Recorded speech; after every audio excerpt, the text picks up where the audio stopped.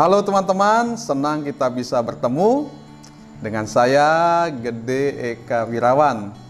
Teman-teman bisa panggil saya Bli Gede atau Bli Eka, karena beberapa di kolom komentar teman-teman panggil saya Bli. Ya, ini memang panggilan untuk orang Bali ya. Jadi teman-teman supaya familiar mungkin lebih gampang panggil saya Bli Gede atau Bli Eka. Nah, hari ini saya ingin menjawab pertanyaan beberapa teman-teman, khususnya tentang bagaimana cara menaikkan berat badan. Ya, kebetulan di beberapa video saya ada men-share tentang masalah berat badan turun. Ya, seperti yang saya alami beberapa tahun yang lalu ketika saya mengalami asam lambung. Ya, saya mengalami asam lambung yang cukup luar biasa. Oh ya, tunggu sebentar ya, ada iklan nih.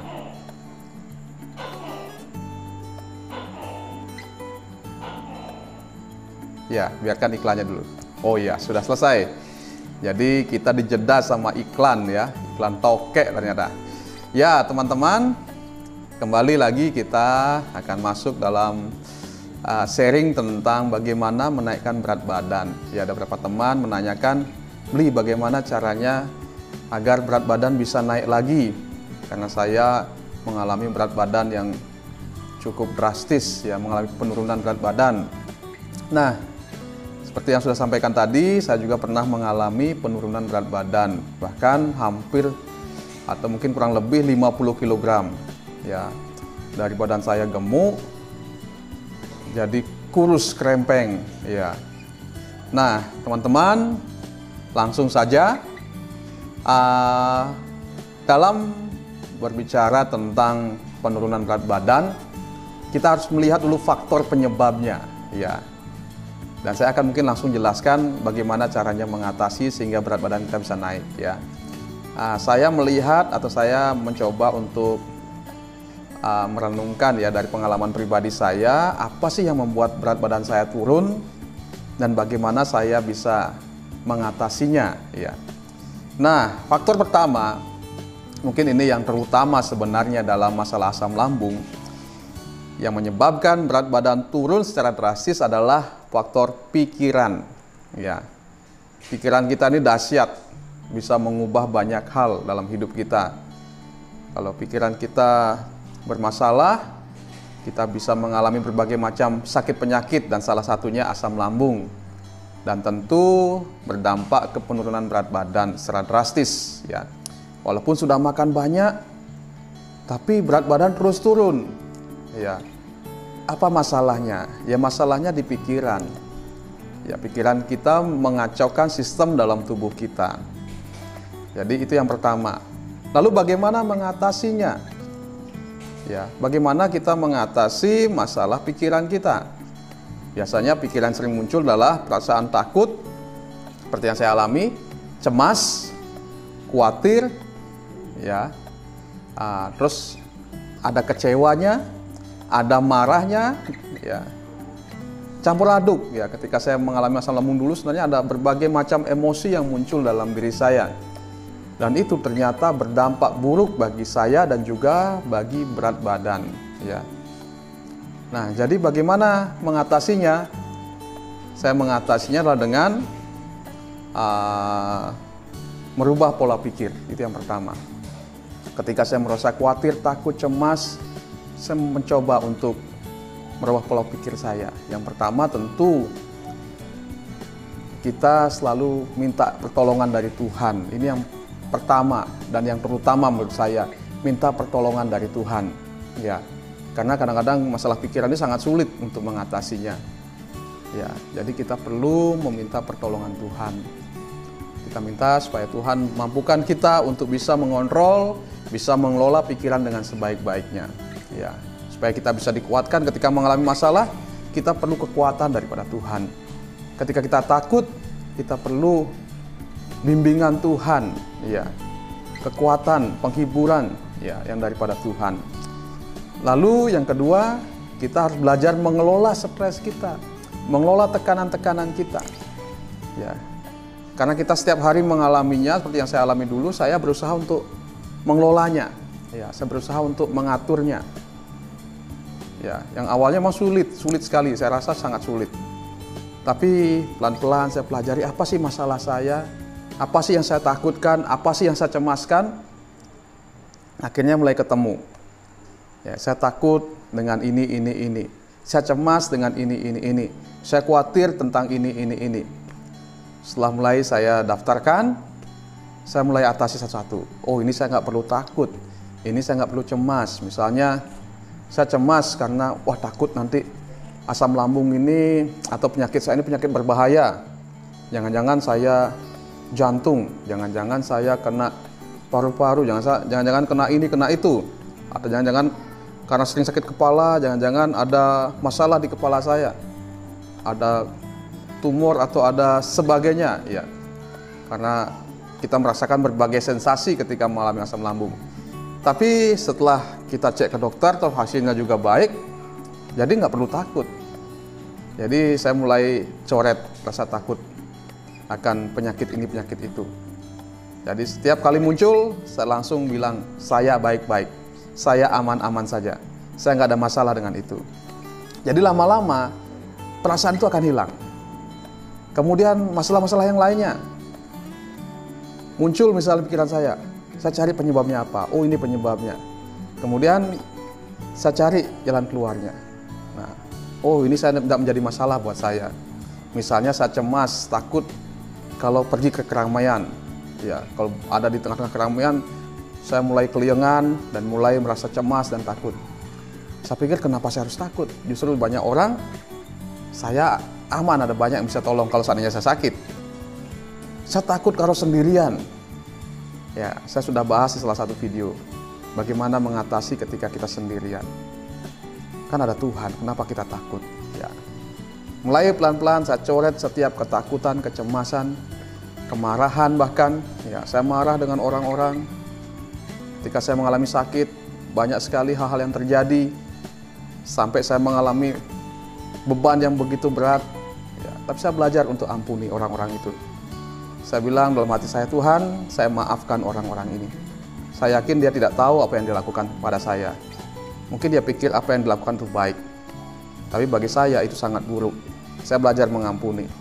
Setiap kali muncul, saya bilang, saya sudah mengampuni. Saya marah, saya berusaha untuk mengampuni orang-orang itu. Ya.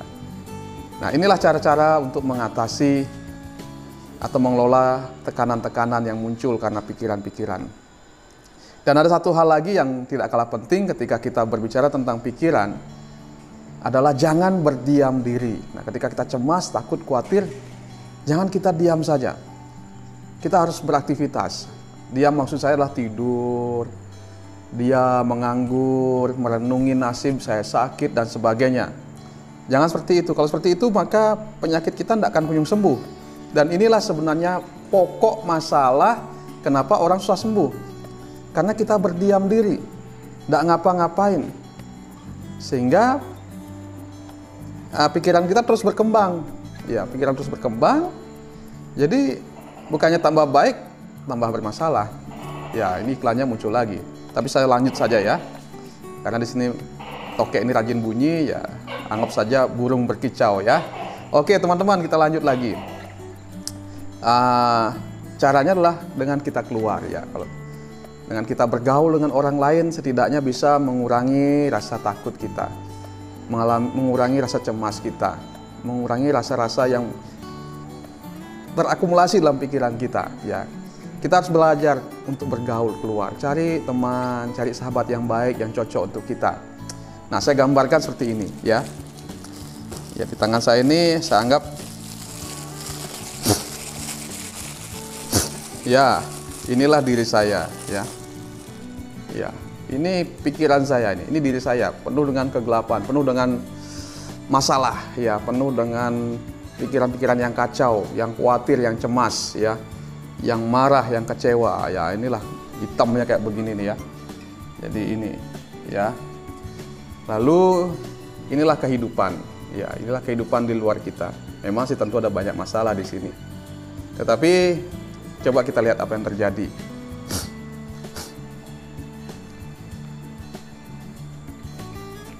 Ya, kita tuang.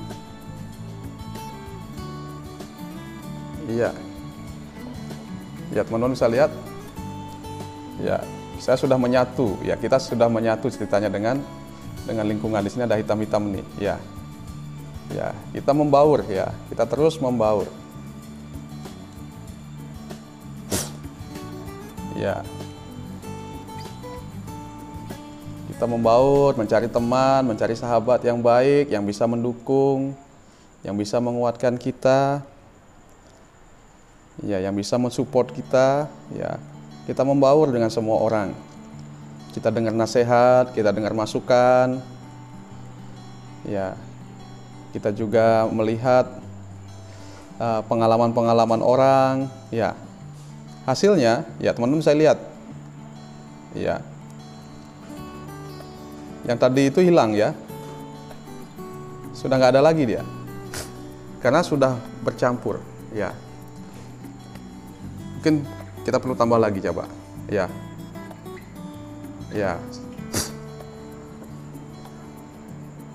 Ya. Nah, ini mungkin lebih kelihatan. Iya. Iya, dan ternyata hilang juga. Iya. Iya, warna hitam itu hilang. Iya, teman-teman, ketika kita menghadapi pikiran-pikiran yang sangat mengganggu, kecemasan dan sebagainya, kita merasa rendah diri, keluar saja, bergaul dengan orang. Cari teman, jangan sendirian. Nah, ketika kita bisa sharing, kita bisa berbagi, cepat atau lambat, tekanan, perasaan negatif, perasaan takut, khawatir, cemas, dan sebagainya itu perlahan-lahan akan hilang. Ya, seperti yang saya alami. Dulu saya berbulan-bulan saya mengurung diri di rumah, takut, khawatir, cemas. Kemudian saya pikir, wah saya tidak ada perubahan ketika saya tinggal saja, tidak kemana-mana. Akhirnya saya paksa diri, walaupun waktu itu saya sakit. Saya paksa diri keluar, mulai bergaul, mulai berjumpa orang-orang. Dan ternyata saya bisa mengatasi pikiran itu. Ya. Jadi ketika kita bisa mengatasi pikiran kita, nah otomatis kondisi kesehatan kita kan membaik. Dan tentu berat badan kita akan naik. Ya. Kalau tadi ngomong berat badan ya, otomatis ketika kondisi kita sudah membaik, pikiran kita sudah mulai membaik, kesehatan kita juga tentu membaik, berat badan juga pasti membaik. Yang tadinya turun drastis seperti saya, pelan-pelan bisa naik. Ya, itu yang pertama. Yang kedua, caranya adalah atau faktor yang menyebabkan berat badan turun yaitu pola makan. Ketika kita mengalami asam lambung, pola makan kita tentu bermasalah ya. Mual dan sebagainya, kita nggak bisa selera makan, atau mungkin kacau lah dibuat, kita nggak bisa makan ini, nggak bisa makan itu, sehingga akhirnya berat badan kita akan menurun. Nah, yang kedua ini tentu kita akan mencoba untuk disiplin dalam makan. Ya, hal-hal yang mungkin kita harus hindari dulu. Yang harus dikurangi dulu. Ya, saya yang masih dihindari sampai sekarang tuh mie instan. Ya, itu masih sampai sekarang. Ketika makan mie instan sedikit saja, itu pasti akan bereaksi. Ya. Tapi yang lain-lain sudah mulai bisa. Misalnya yang digoreng sudah mulai bisa, tapi saya yang menakar, nggak mau banyak-banyak. Ya, hanya secukupnya saja untuk lauk atau untuk apa. Lalu saya mulai berusaha untuk makan makanan yang sehat. Kalau dulu sembarangan saya makan, tapi mulai saya makan makanan yang sehat. Ya, seringkali saya masak sendiri. Saya pilih menu-menu sendiri, saya buat sendiri. Ya, untuk saya. Ya, dan saya makannya juga teratur, ya. Bukan 3 kali sehari, tapi saya akan makan lebih sering, tapi sedikit porsinya.